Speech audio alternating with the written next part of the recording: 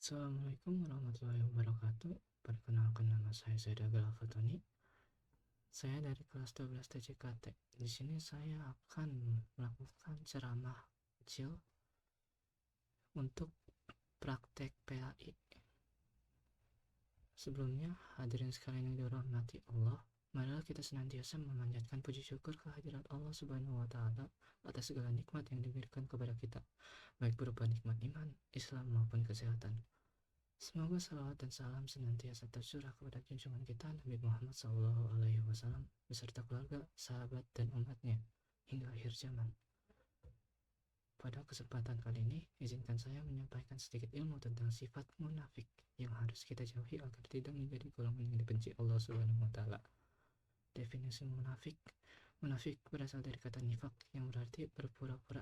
Orang yang munafik adalah mereka yang menampakkan keimanan tetapi menyembunyikan kekufuran dalam hati mereka. Sifat ini sangat berbahaya karena mereka merusak agama dan masyarakat dari dalam. Allah Subhanahu wa Ta'ala berfirman dalam surah Al-Baqarah ayat 8-10.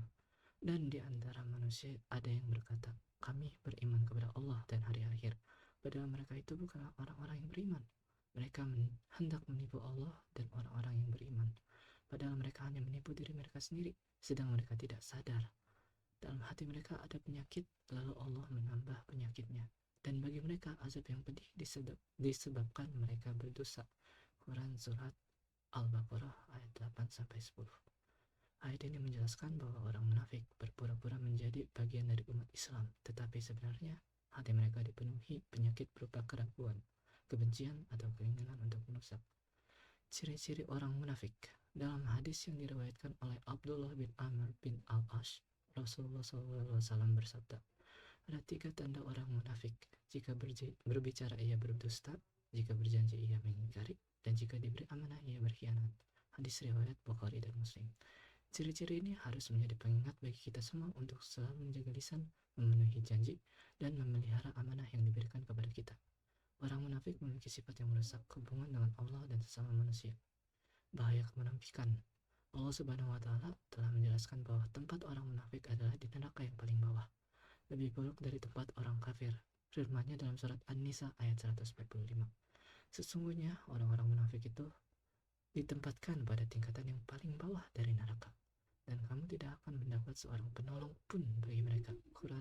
Quran surat An-Nisa ayat 145. Ayat ini menunjukkan betapa besar kebencian Allah kepada sifat munafik.